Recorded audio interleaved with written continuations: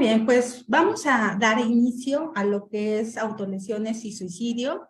Muchísimas gracias por entender y comprender que, bueno, pues nos hackearon la página, que desafortunadamente pues este tipo de situaciones pasan, que son totalmente ajenas a CEPAPSI y a CAPSE, que no es en ningún momento nuestra intención, pues desafortunadamente ponernos en vulnerabilidad o ponerlos a ustedes. Por eso estamos retransmitiendo pues el último tema del día de hoy, que es precisamente autolesiones y suicidio, ¿no?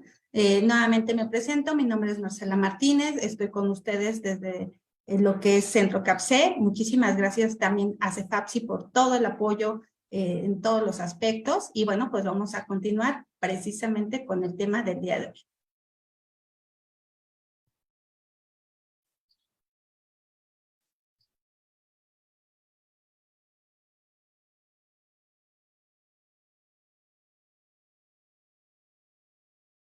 Muy bien, y pues nuestro tema que estábamos trabajando era precisamente las autolesiones y el suicidio.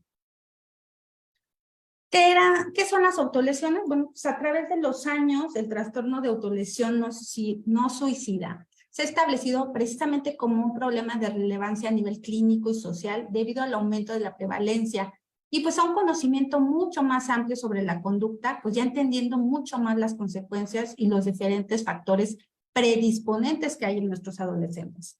Hoy hemos tenido unas jornadas muy enriquecedoras en cuestiones precisamente de lo que hemos aprendido, de lo que es la adolescencia, de lo que es la pubertad, del dolor que es crecer y precisamente de este tipo de situaciones que se presentan en muchos adolescentes como pueden ser las lesiones.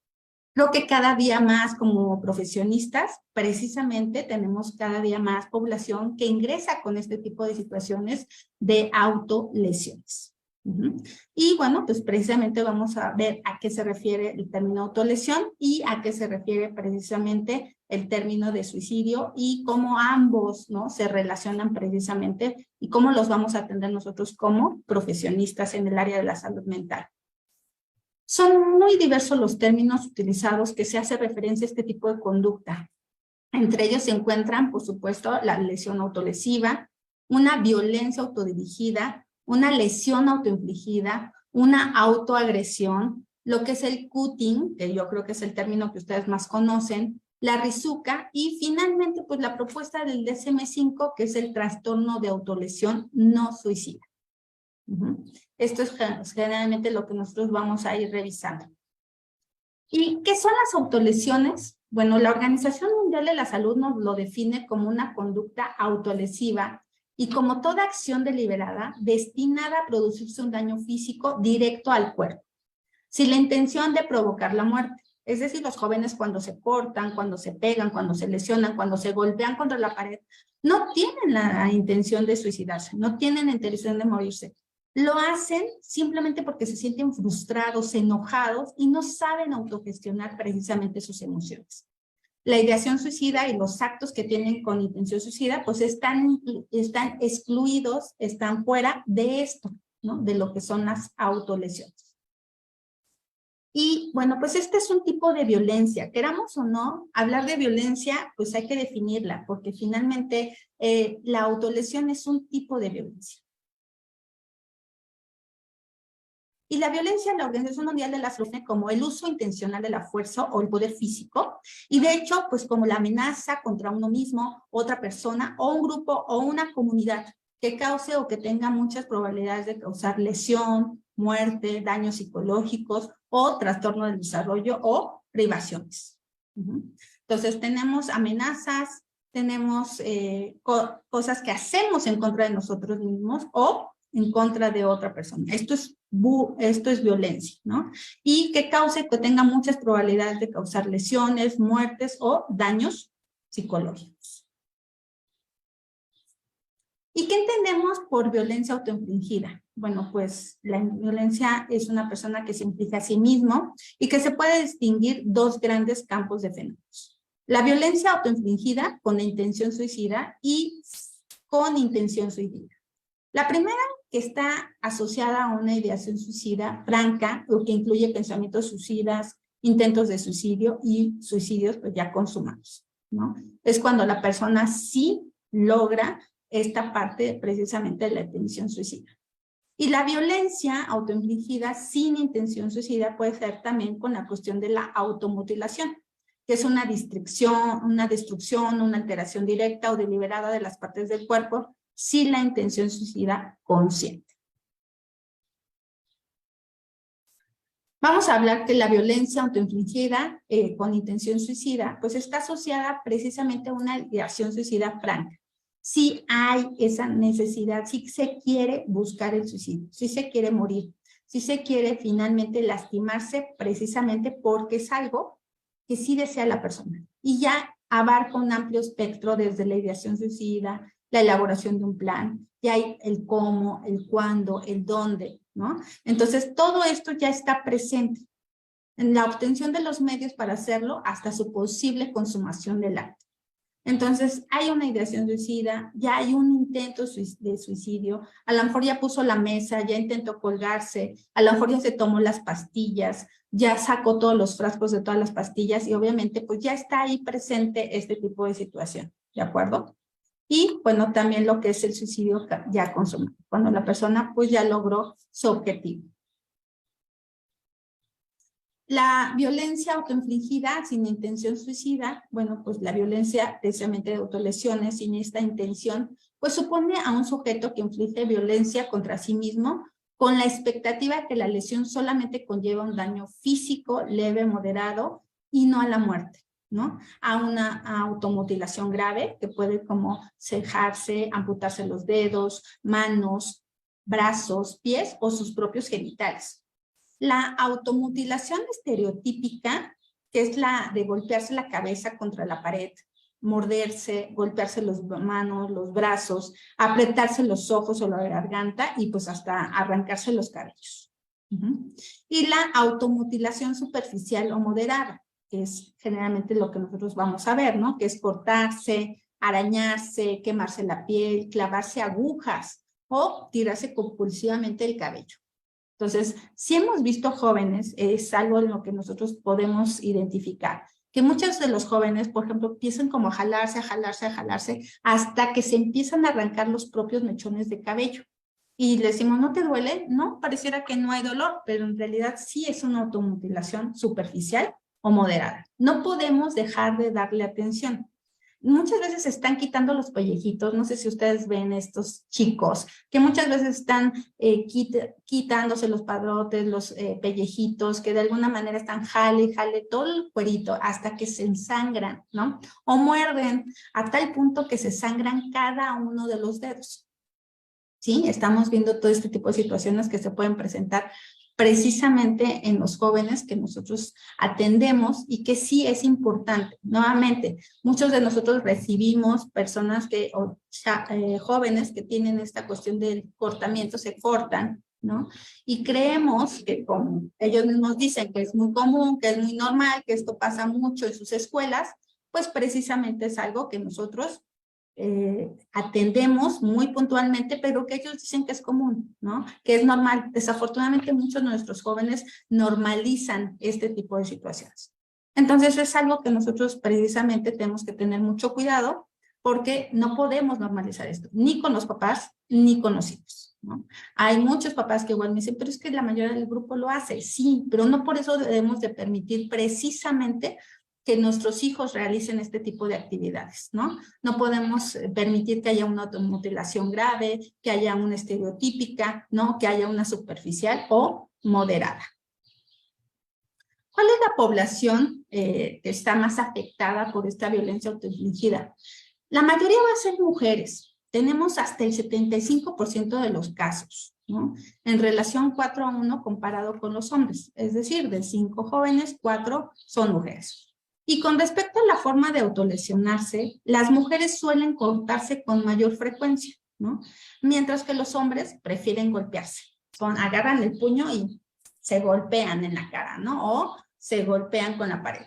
Entonces son de las cosas que nosotros más vamos a ver precisamente en diferencias que hay en cuestiones de si son hombres o son mujeres, ¿no? Y la mayoría de los pacientes que se autolesionan inician en la adolescencia temprana con cortes pequeños, ¿no? Finalmente es como poco a poco esto lo van haciendo. Y con el tiempo lo hacen con más frecuencia y de manera más profunda.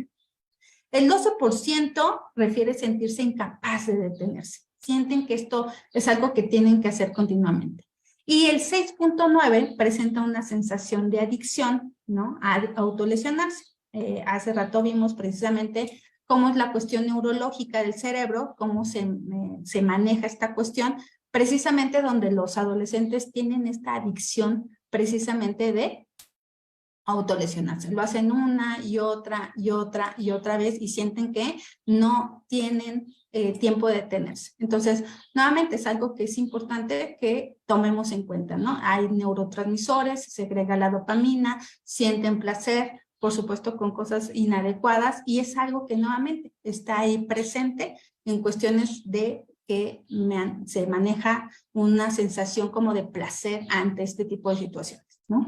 Y bueno, en el cual se asocia con el porcentaje de pacientes que continúan con esta práctica en la edad adulta. Muchos de ellos van a continuar con estas situaciones en edades adultas. ¿Y por qué lo hacen? Bueno, pues así como la autolesión no suicida cumple un amplio espectro de funciones, lo van a realizar por dos cuestiones, tanto ya sean interpersonales o intrapersonales. ¿A qué se refieren que sean interpersonales? A veces es un castigo hacia otros. ¿Hacia quiénes? Bueno, pues pueden ser precisamente hacia los padres, puede ser un castigo hacia los maestros, puede ser un castigo hacia el novio, puede ser un castigo hacia otra persona. Sienten que si ellos se hacen daño, están castigando a alguien, ¿no? Hay una comunicación, por supuesto, de un nivel de estrés también, se sienten muy estresados y es la forma precisamente en que sienten que esto les está afectando y se lesionan porque no saben manejar su estrés. Y de manera intrapersonal, porque tienen una regulación de emociones, ¿no? No saben regular sus propias emociones, no hay una autorregulación. Mañana estaremos hablando precisamente de la inteligencia emocional, de cómo se debe de trabajar, sobre todo en los adolescentes, esta inteligencia emocional. Estaremos viendo hasta un pequeño, a lo mejor, cuestionario que nos pueda ayudar como identificar cómo está la inteligencia emocional de nuestros hijos, de nuestros adolescentes, de nuestros niños, precisamente que nos permita saber si los tenemos o no que ayudar de alguna manera. Y el autocastigo. Ellos se autocastigan por las cosas. Sienten que no son merecedores de estar bien.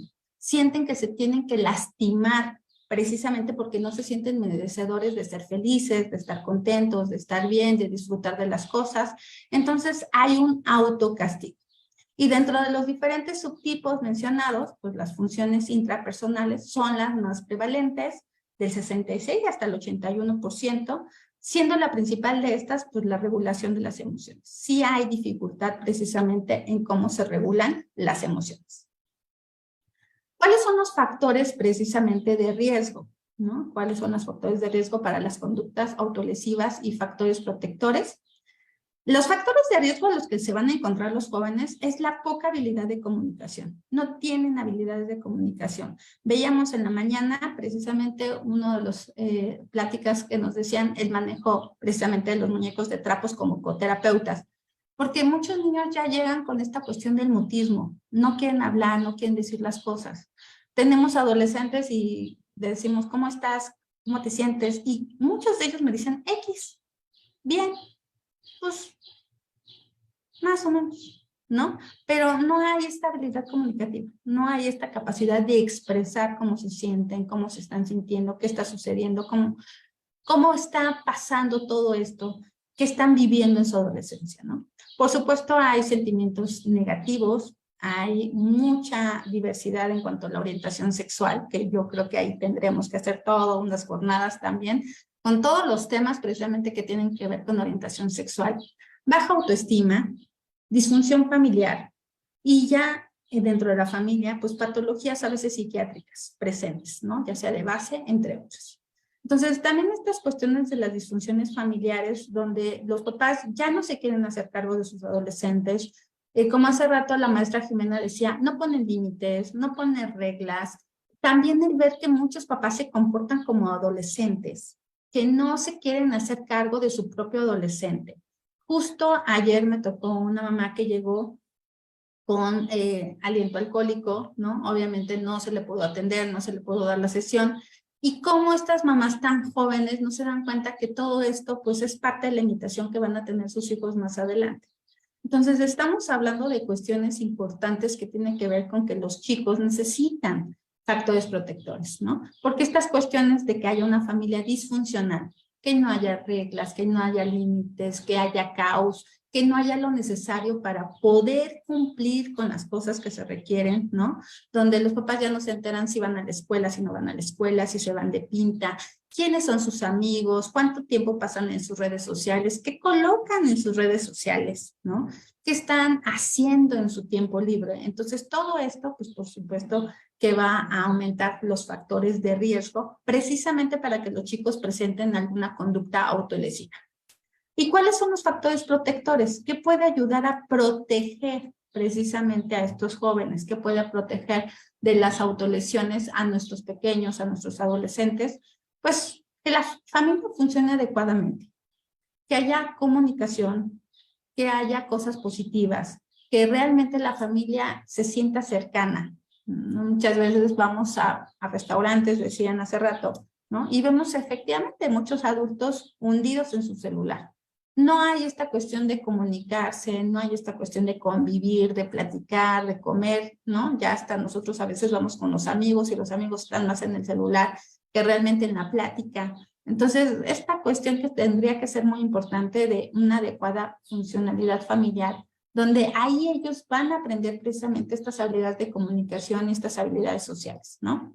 Y desarrollar estas habilidades precisamente académicas y sociales, porque traemos una cuestión de la pandemia. Nosotros ya tenemos chicos post-pandemia que prácticamente 2 años no fueron a la escuela o año y medio no fueron a la escuela. Tenemos niños jóvenes a lo mejor de tercero de bachillerato, del último año de preparatoria, que ya no terminaron tal cual su preparatoria porque 1 año y medio no fueron a la escuela, no estuvieron en línea, medio aprendieron, medio hicieron tareas, medio participaron, se quedaban su cámara sin prender todas las clases, ¿no? Nunca desarrollaron estas habilidades de comunicación, empezaron a ir a la escuela y empezaron con ansiedad. Muchos de los chicos que recibimos a lo mejor ahorita en las sesiones, en cuanto se ingresaron otra vez a la escuela, empezaron con ansiedad, que decían, bueno, es que no conozco a nadie, ¿no? Y en realidad, pues no, físicamente no los conocían en un chat, los conocían en Zoom, los conocían en Meet, pero no los conocían físicamente, presencialmente, ¿no? Y entonces no tenían estas habilidades sociales precisamente de poder comunicar, de poder saber, bueno, qué hay de tarea, con qué maestro nos toca, ¿no? No había a veces ni siquiera un grupo de WhatsApp, simplemente se conocían a través de las plataformas, ¿no? De teleconferencia, pero no había esta cercanía, ni mucho menos algún contacto precisamente para resolver todas las cuestiones que tuvieran que ver con la escuela. Entonces, académicamente también traen lagunas de conocimiento, también esto afecta mucho, ¿no? Porque se sienten ellos que no aprendieron, de verdad. Muchos jóvenes me dicen, es que sí, estoy terminando la preparatoria o estoy terminando la secundaria, pero pues yo siento que no sé todavía lo que debería de saber, ¿no? Traen problemas para comprensión de lectura, traen problemas en su escritura, traen problemas de ortografía, matemáticas y bueno, una serie de conocimientos que también debieron haber aprendido precisamente en estas etapas, ¿no? Entonces, bueno, son factores de riesgo que pueden estar presentes y por supuesto también los factores protectores que debemos de cuidar, ¿no? ¿Cuáles son los mitos precisamente, no? ¿Cuáles son los mitos de la conducta autolesiva? Bueno, pues las personas que se autolesionan, ¿no? Estos son los mitos, ¿eh? Son los mitos de la conducta autolesiva. Son lo que creemos de la conducta autolesiva. Que las personas que se autolesionan lo hacen para llamar la atención, ¿no? Es como el papá llega, pues es que nada más quiere llamar mi atención, ¿no? Quiere llamar la atención de los demás. Ese es el mito. Va mucho más allá de solo que llamar la atención. Que las personas que se autolesionan son locas o son peligrosas, ¿no? Entonces también esto es un mito. Que si las heridas no son tan grandes, no es un problema serio. No hay que tomarlo en cuenta. Ay, cualquiera se rasguña, cualquiera se jala un mechoncito, ¿no? O sea, no es tan grave. Entonces, minimizamos mucho de estas situaciones que están pasando con nuestros jóvenes, ¿no? Y también un mito es que la autolesión es un intento fallido de suicidio. También es algo que a veces creemos, ¿no? Que esta autolesión es un intento fallido de suicidio. ¿Cuál es la realidad de la conducta autolesiva? Seguimos en conducta autolesiva. Pues primero que nada, que la mayoría de las lesiones en secreto no intentan manipular ni llamar la atención de los otros. Como vimos, son cuestiones intrapersonales e interpersonales. Que si bien es frecuente la comorbilidad psiquiátrica, pues etiquetar a estas personas va a generar estigma y dificultad para que se consulten oportunamente en los sistemas de salud, ¿no? Que no se debe de asumir que si hay lesiones pequeñas, no hay de qué preocuparse. Esto es una realidad, ¿no? Nunca se debe de asumir que no te cortaste mucho, no sangraste mucho, pues no te quedaste casi calva, pues entonces está bien, ¿no? Finalmente no pasa nada, cuando en realidad sí está pasando. Y no es lo mismo el objetivo de la persona que se autolesiona, ¿no? Porque no siempre el objetivo es la muerte. Entonces estamos viendo que hay autolesiones sin conducta suicida y autolesiones con conducta suicida. Entonces la realidad es que puede haber sin intención suicida. ¿Cuáles son las conductas autolesivas y su relación con el suicidio? Bueno, pues a veces sí hay una relación muy cercana, por supuesto, a pesar de que la autolesión y el suicidio no significan lo mismo. Sí es incuestionable la relación estrecha entre los dos, ¿no? El suicidio representa la segunda causa de defunción en un grupo de 15 a 29 años. Hace rato Jimena decía que hay muchas conductas que empiezan a más temprana edad y efectivamente, ¿no? Tenemos niños autolesionándose ya desde los 10 años. Y tenemos niños intentando suicidarse desde los 9, sobre todo en zonas muy vulnerables. Y hasta un 70% de los pacientes que se autolesionan tienen un antecedente de suicidio. Quienes se autolesionan tienen un riesgo del 30 al 50% mayor de suicidarse en el próximo año.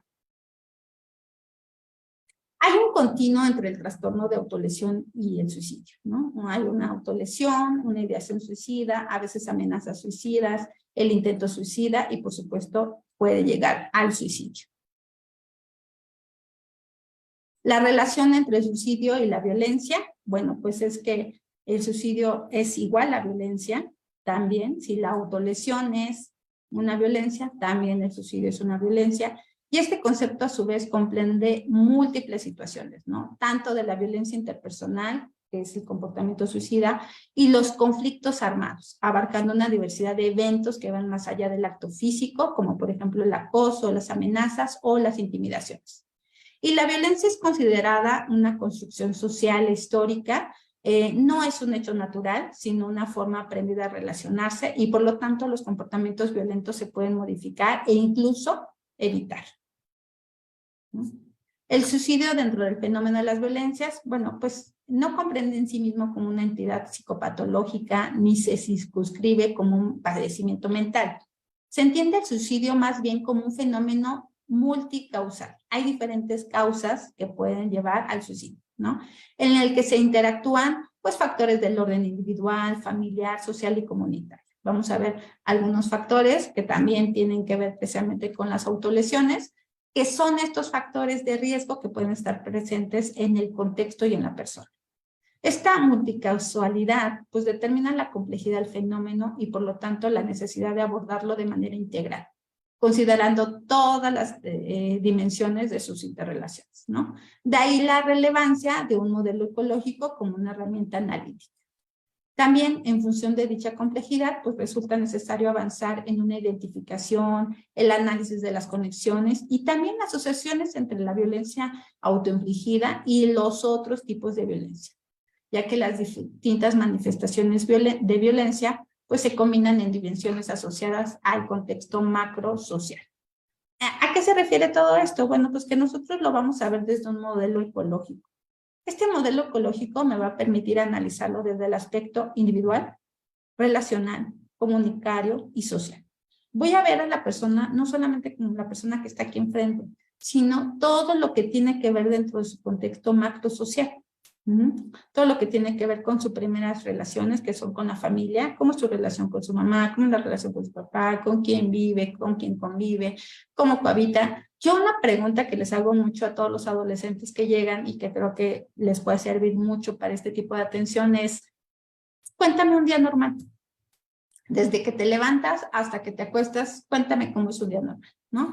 Y eso me permite identificar precisamente, ver cómo se levantan, quién los levanta, qué desayunan, si no desayunan, a qué horas llegan a comer, a lo mejor a la escuela, o a qué horas llegan a comer a su casa, de a qué horas están en la escuela, cuánto tiempo pasan en las redes sociales, qué hacen por la tarde, con quién están por la tarde, con quién juegan, si tienen videojuegos, cuánto tiempo pasan, por ejemplo, en su casa, cuánto tiempo pasan en algún deporte, porque eso es algo básico, ¿no? Muchos de nuestros adolescentes pasan demasiado tiempo en casa. No tienen actividades recreativas, no tienen actividades lúdicas, no tienen actividades deportivas que les permitan precisamente esta sociabilización, que les permitan otros contextos diferentes, ¿no? No son voluntarios en nada, no participan en una actividad de la comunidad, vamos, ni siquiera en su casa tienden su cama, ni siquiera levantan los platos, no apoyan en nada lo que tenga que ver con la casa. Entonces, bueno, finalmente son cuestiones que nosotros tenemos que analizar. Entonces, hay escuelas que sí los hacen muy participativos en cuestiones de comunidad, ¿no? Hacen muchas actividades precisamente en bienestar de la comunidad, muchos voluntariados, y eso, claro, nos puede servir mucho para este tipo de situaciones. Pero nuevamente, la percepción de la que nosotros trabajamos es desde un modelo ecológico.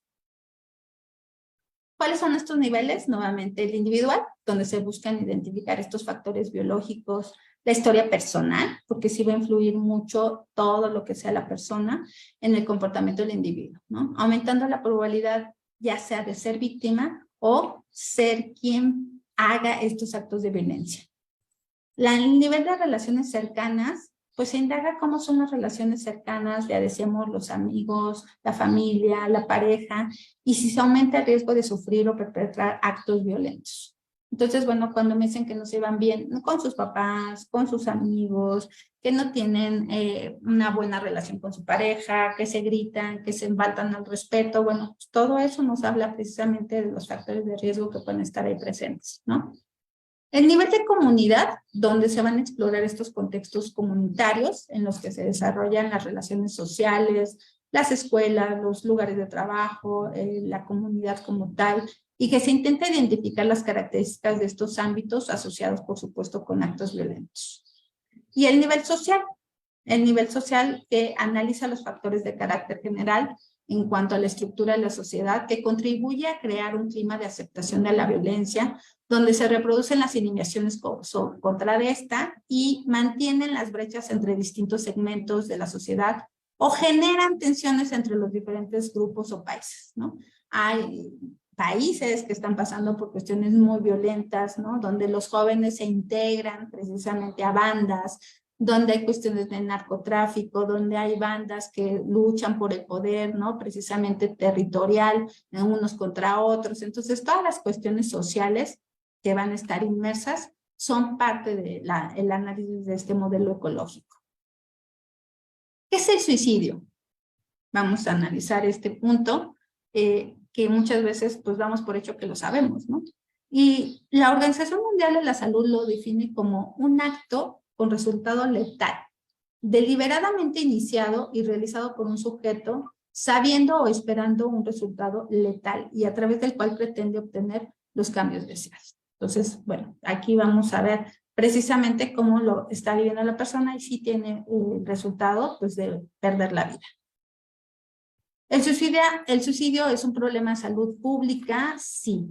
Cada año se suicidan el 14% de las personas de 100,000 y la Organización Mundial de la Salud afirma que es la segunda causa principal de muerte en jóvenes y adolescentes desde los 15 hasta los 29 años, ¿no? Y además, pues su repercusión en el entorno es muy importante, ¿no? Ya que las vidas de los allegados se ven profundamente afectadas a un nivel emocional, en un nivel social y, por supuesto, en un nivel económico. Cuando se sabe que alguien se suicidó, pues obviamente empieza toda esta cuestión de ¿y por qué lo habrá hecho? ¿Y qué le habrá hecho a su familia? ¿Y por qué lo dejaron? Y no sabían y no se dieron cuenta. Hay toda una cuestión de etiquetación. Se ve mal a la familia, que en ese momento es quien más requiere apoyo. Y muchas veces a quien más se juzga es precisamente a las personas que estuvieron cerca de la persona que se suicidó. Más cuando es joven, más cuando es un niño. Entonces, ¿en quién se carga toda esa responsabilidad? Pues por supuesto en los padres, en los hermanos, en los tíos, en los abuelos, en los que estuvieron cerca, ¿no? ¿Y cómo se queda la familia? Pues impactada, se queda triste, se queda afectada, vive un duelo. Y además un duelo por una muerte violenta, ¿no? Porque al final del día pues fue algo que la persona se violentó hacia sí misma. Entonces, vamos a ir pensando en todo esto que sucede en la familia, que sucede en el joven, que finalmente llegó a la decisión de un suicidio. ¿Cómo va a afectar finalmente a la familia, a su entorno, a la sociedad, a la comunidad? Me ha tocado atender, pues, grupos de escuelas donde finalmente uno de los chicos se suicidó y que finalmente, ¿cómo lo viven los chicos, no? Algunos lo viven con sentimientos de dolor, algunos de angustia, de preocupación. Otros no saben qué sentir, se sienten impotentes, se sienten frustrados, se sienten enojados, ¿no? Algunos me dicen, no siento nada, pero en realidad están bloqueando sus emociones o sus sentimientos porque en ese momento no saben cómo reaccionar y obviamente están en shock. Entonces, todo esto es algo que vamos a ir atendiendo y verificando precisamente en nuestras poblaciones, ¿no? Pero eso sí, que nos digan que no sienten nada, no, no puede pasar, ¿no? Es importante que nosotros aprendamos con ellos a identificar cómo se sienten, qué es lo que están viviendo y no demos por hecho que no sienten nada, que les da igual, que no es importante para ellos, que a lo mejor ni lo conocían. Bueno, pues aunque no lo conozcan, impacta, ¿no? A nosotros mismos, cuando escuchamos precisamente noticias donde un chico se suicidó, se lanzó del quinto piso, o estaba en la escuela y se lanzó al vacío, o sea, todo eso nos impacta, ¿no? Y no conocíamos a la persona. Sí hay un impacto finalmente social, de comunidad, y más cuando son personas tan cercanas a nosotros, pues por supuesto que sí hay un impacto emocional, ¿no?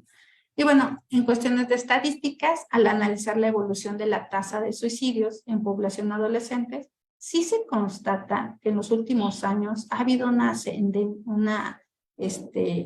ascendencia, ¿no? Obviamente creciente ante cierta población, ¿no? Más o menos de 10 a 19 años. Nuevamente, ya hay niños que intentan suicidarse, ya hay niños que logran suicidarse.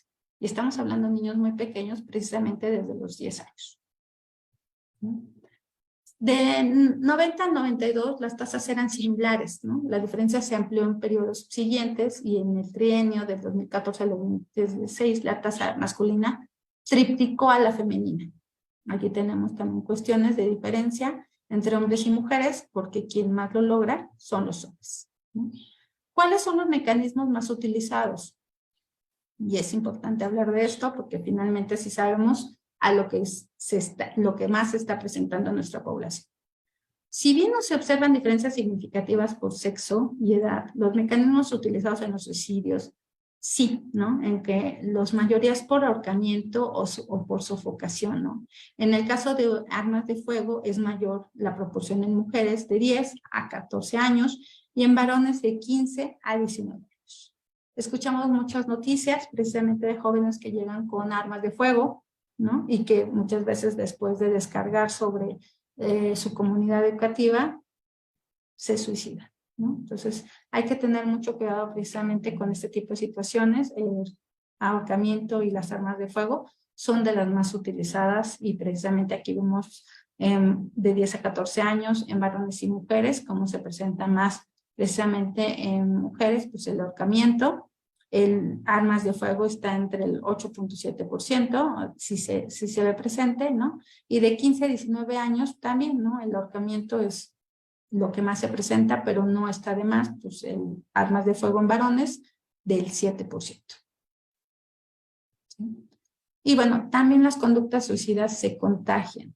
Esto es algo que todavía no sabemos, ¿no? Manejar, porque muchos papás que me dicen no es cierto, no creo, ¿no? Pero sí, es algo cierto, ¿no? Es algo que está comprobado, es algo que se ha analizado, que se ha revisado, que hay artículos que nos hablan de esto, que precisamente son artículos que vamos a estar revisando con ustedes en la bibliografía, que nos permiten hablar de esto, ¿no? Donde la conducta suicida también se contagia. ¿Y cómo se produce este efecto? Pues por medio de la imitación, ¿no? De la conducta suicida. Se da cuando se informa a una persona de que alguien en su entorno, que pueden ser familiares, amigos o compañeros de trabajo, se suicida o al menos lo intenta, ¿no? Y si esta persona se encuentra en una situación inestable o difícil, este suceso puede facilitar por imitación que también se intente suicidar. ¿De acuerdo? Entonces, si se contagia, es una cuestión de imitación, es de lo más que se presenta en nosotros como seres humanos, somos de imitar, ¿no? chicos empezaron a suicidar precisamente por Facebook, tomaban sus redes sociales, ¿no? Y se disparaban enfrente de todos los que estaban transmitiendo. Y eso es algo que se presentó con mucha frecuencia, ¿no? Y no hubo por parte de las redes el poder silenciar esto, ¿no? Obviamente bajaron los videos, pero no pudieron detener esto, no se podía detener. Eso es algo que empezó a darse mucho y que obviamente se lanzaron muchas campañas para prevenir, ¿no? ¿Qué están viendo tus hijos en Facebook? ¿A qué se están exponiendo? ¿Cuál es la situación que está presente precisamente en nuestros pequeños y que está dándose a la imitación y que nosotros tenemos que estar verificando qué es lo que están viendo y cómo lo están observando, ¿no? Hace algunos años salió una serie en Netflix que estuvo como ahí muy comentada acerca del suicidio, ¿no? Que eran las 13 razones. Esa serie, pues, la gente la veía como a escondidas, ¿no? Como que no querían hablar de este tema y sin embargo es una serie que hablaba de eso, ¿no? Porque una chica intentó suicidarse, ¿no? Una chica que vivía bullying, ¿no? Que se sentía que había una inestabilidad familiar, que había pérdidas, que había duelos. Entonces, todo esto que estaba alrededor de esta joven y que dejaba cassettes, ¿no? Grabados acerca de cuáles fueron las razones por las que ella decidió suicidarse y cómo afectó, ¿no? A la familia, a los padres, a los amigos, a la gente cercana, en la escuela, ¿no? Cómo se fueron presentando todas estas situaciones. Y esa es una serie que se tenía que haber acompañado con los chicos porque la intención no era lograr o manifestar que el suicidio era algo bueno. O sea, ahí se trabajaba mucho que estas situaciones que ella presentaba como razones, pues son cosas que se podían haber solucionado, que podían haber comunicado, solucionado, que se hubieran podido trabajar asertivamente. Entonces, hay muchas cosas que nuevamente, ¿no? Damos pie para poder buscar soluciones. ¿Y cuántas de ellas se pueden buscar fácilmente si te acercas directamente a tu familia, a los profesores, a tus amigos, cuando se pide ayuda, cuando tienes esta capacidad de poder pedir ayuda, de poder pedir el apoyo de los demás, precisamente para salir de esta situación a veces en cómo te sientes, ¿no? Te sientes solo, te sientes aislado, te sientes que no cuentes con nadie y muchas veces toman esta decisión porque se sienten solos, ¿no? El suicidio, pues nuevamente, no en todos los casos pasa de esta manera. En algunas ocasiones, en los medios de comunicación tratan el suicidio para favorecer el efecto de contagio. Y así la información sobre el suicidio con muchos detalles, dar la noticia en forma sensacionalista, o cuando el suicidio se aborda con admiración, como una valentía o un romanticismo, pues puede favorecer la aparición de conductas de imitación, ¿no? Especialmente en adolescentes y en adultos jóvenes. Esto, sin embargo, no ocurre cuando la información se enfoca a sensibilizar a la población y a prevenir el suicidio. Eso es algo en lo que tendríamos que estar trabajando constantemente, el dar pláticas de suicidio. Todavía muchos papás no quieren tomar esta plática, ¿no? No quieren hablar de este tema con sus hijos. Muchas escuelas no quieren hablar de este tema precisamente con sus alumnos. Todavía me encuentro con muchos directivos, supervisores, coordinadores que me dicen, es que les vamos a dar ideas, ¿no? No se trata de darles ideas. Ellos ya lo están viviendo, lo están checando, hay muchas páginas, ¿no? Acerca del suicidio, ya las están leyendo, ya las están revisando. Entonces, más bien hay que hablarlo, hay que ponerlo sobre la mesa con la intención de prevenirlo, ¿de acuerdo? Entonces, siempre debemos trabajar en esta primera base que es la prevención. Es algo que como maestros, como docentes, como psicólogos, como padres de familia, siempre tendríamos que trabajar precisamente en estas áreas de prevención, de prevenir precisamente lo que está pasando con nuestros jóvenes. Y si hablamos de suicidio es precisamente para prevenir, para que se mejoren las habilidades comunicativas, para que se mejoren las áreas de solución de problemas, para que se mejore todo lo que tenga que ver precisamente con la cuestión de atender lo que los chicos requieren. ¿De acuerdo? Entonces, bueno, nuevamente es una cuestión de hablarlo y está pasando en empresas. También está sucediendo en empresas, ¿no? Cada vez más se están presentando estas cuestiones en jóvenes, adultos, de cuestiones de suicidio, ¿no? Se estresan mucho, no saben manejar el estrés. Hay muchos malos tratos por parte de muchas empresas que contratan jóvenes y que no saben manejar los jóvenes precisamente todo esto. Se sienten mal, no tienen con quién hablar. no tienen líderes que les ayuden en su crecimiento personal, por supuesto, y también están siendo esta situación de suicidio se está presentando en empresas. ¿Cuáles son los factores de riesgo? Pues hay que valorar estos factores que ocurren de manera particular en cada persona, ¿no? En un momento determinado de la vida y ante eventos como muy específicos, ¿no? Y pues esto puede clasificarse por sectores o inmodificables o inmodificables, ¿no? Vamos a ir viendo precisamente qué se puede modificar o qué no se puede modificar, de lo que en cada caso en particular se vaya a revisar. Ya vamos a ir terminando, solamente vamos a hablar de mitos y realidades en cuanto a las conductas suicidas. Muchas veces el mito es que el que dice o amenaza no lo va a hacer, ¿no? Y la realidad es que se demostró que la mayoría de las personas que cometen suicidio tuvieron un intento anterior, dieron aviso, ¿no? O comunicaron sus intenciones. Por lo tanto, nunca se debe de minimizar este tipo de situaciones. Otro mito, el que se suicida está atravesando por una depresión, ¿no? Y bueno, sí se ha asociado a veces con depresión, abuso de sustancias, esquizofrenia, ¿no? Trastornos mentales, además de comportamientos destructivos o agresivos. Sin embargo, no se debe sobreestimar esta asociación, ¿no? La proporción relativa de estos trastornos varían en distintos sitios y en casos en donde no hay ningún trastorno mental evidente. Otro mito es hablar con una persona sobre sus intenciones de matarse incrementa el peligro. Esto es algo que se piensa, ¿no? O sea, si se habla, se aumenta. Y es necesario hablar con los adolescentes sobre sus intenciones de matarse. El peligro está en mantener oculto estas intenciones. En realidad, la validación de un estado emocional de la persona, decirle a la persona, estás triste, estás enojado, te sientes solo, el validar cómo se siente, ¿no? Hace rato la maestra Jimena hablaba de tener estas conversaciones, ¿no? Generar estas conversaciones donde podamos tener esta comunicación con nuestros hijos, donde podamos hablar de las cosas y no solamente los estemos juzgando o haciéndolos sentir mal, ¿no? Que haya una validación emocional de nuestros jóvenes, de nuestros niños, ¿no? Y nuevamente se vaya normalizando la situación inducida por la tensión, que son componentes necesarios para reducir la ideación suicida.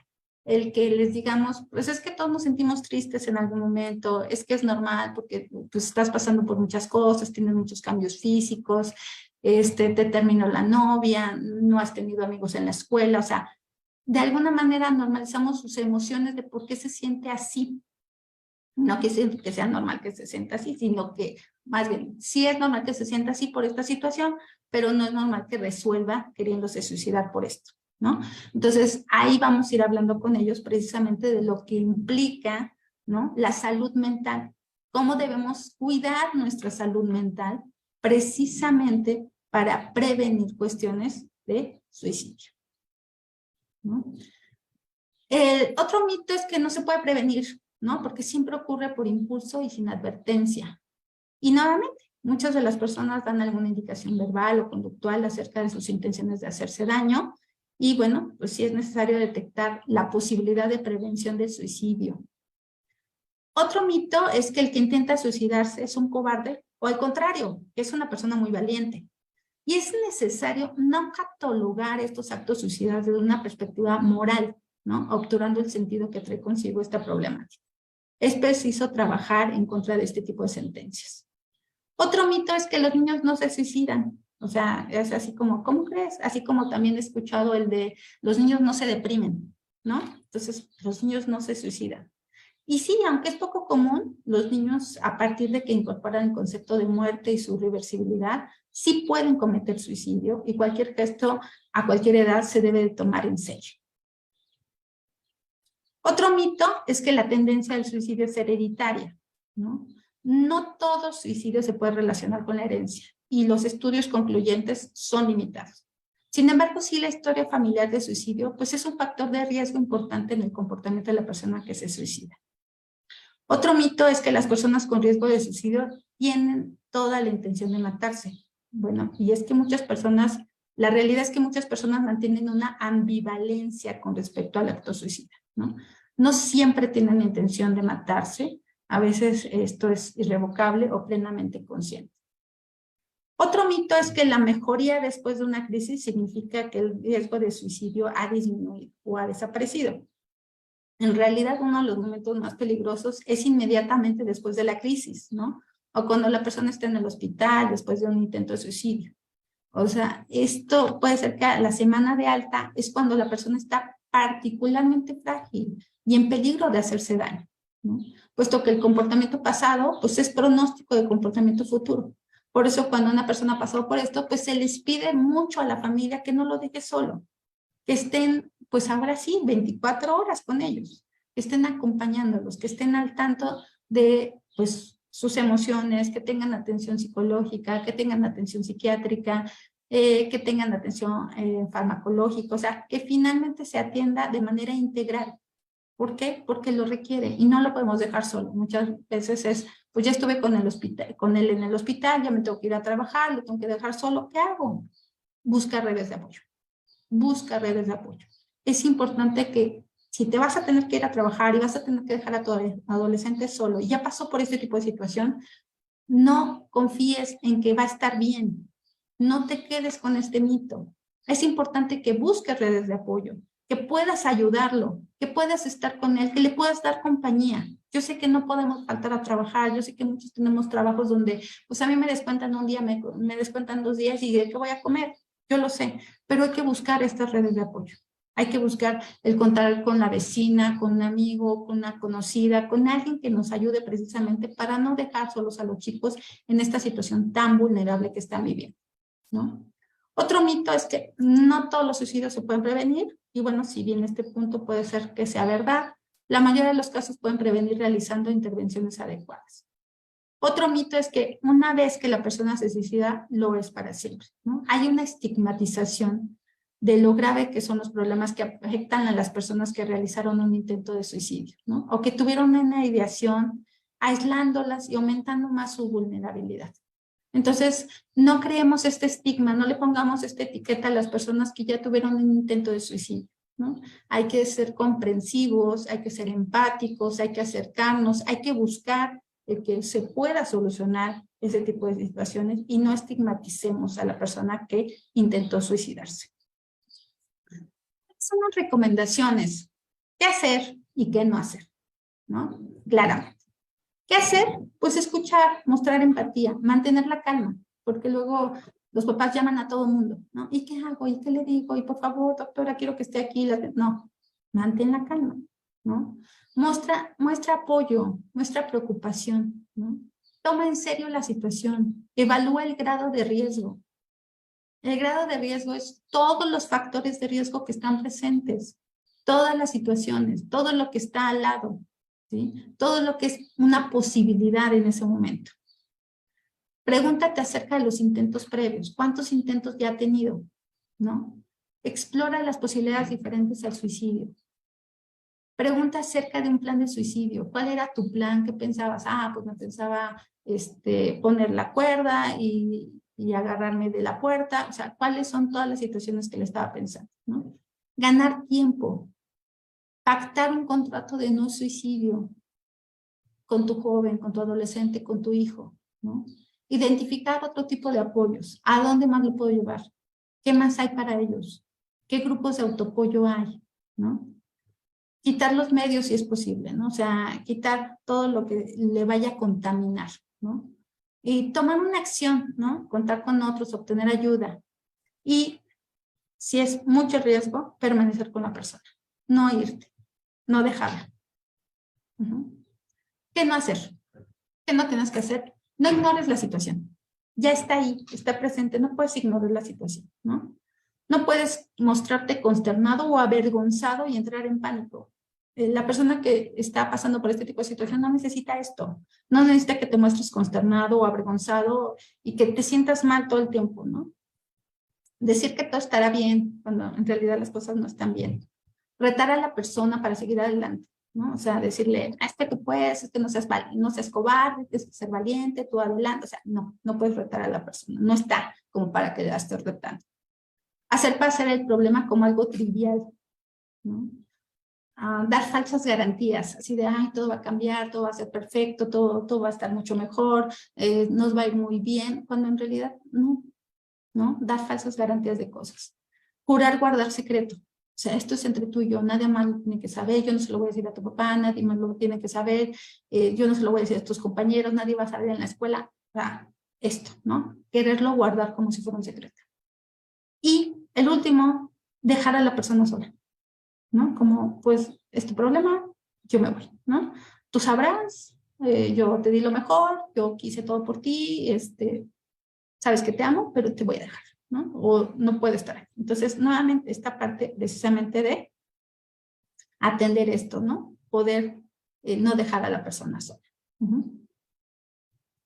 Y bueno, estas conductas precisamente de tratamiento, algunos de los tratamientos en la conducta suicida, pues es un tratamiento terapéutico, terapias de corte cognitivo-conductual, una terapia familiar cuando es necesario. Si la ocupo mucho, la verdad, todo lo que es la terapia familiar, eso me permite trabajar con muchos aspectos, precisamente con los adolescentes y con toda la familia.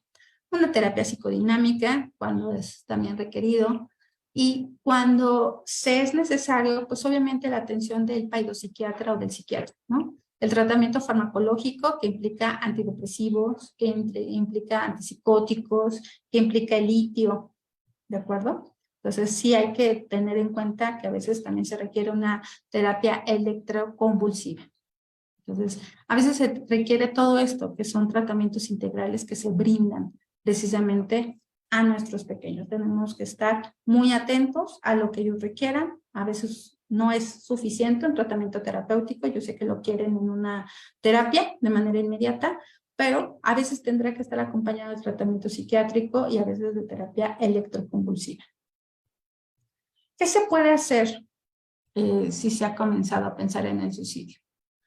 Pues busca ayuda lo antes posible, ¿no? Hable de sus pensamientos suicidas. Posponga cualquier decisión acerca del suicidio. Permanezca acompañado. Siempre pensar que las crisis son transitorias, ¿no? Piense en las cosas o en las personas importantes. No se aísle, ¿no? No permitas que tu hijo se aísle. Y cuando se esté desanimado, pues hay que evitar drogas y alcohol. Escribir en un diario, ¿no? Para anotar las cosas que realmente son importantes para ustedes. Vayan al médico, ¿no? O al especialista para hablar del apoyo y, por supuesto, del tratamiento. Hay que dar pie a todo esto, ¿no? ¿Cómo podemos ayudar cuando vemos señales de alerta o de ideación suicida en un familiar o un amigo? Hay que estar atentos, hay que conservar la calma, ¿no? Hay que hablar con las personas, hay que eliminar el acceso o cualquier método de suicidio y no dejar nunca sola a la persona, ¿no? Hay que valorar el riesgo de lo que está pasando. Hay que hablar con las personas que conozcan, ofrecer ayuda en tareas prácticas. Por ejemplo, pues yo te ayudo a cocinar, yo te ayudo a hacer la casa, ¿no? Yo voy y aviso a tu trabajo que no vas a poder ir, o sea, como ayudar, ¿saben? O sea, sumar, no restar. Si van a estar ahí, sea para sumar un granito de arena, para que realmente esto ayude a alguien, ¿no?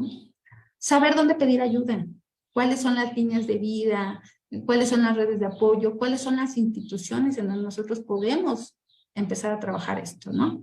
Y pues cuidarnos, tener un autocuidado también si yo voy a estar apoyando a alguien que está pasando por esto. Bueno, estas son algunas de las referencias.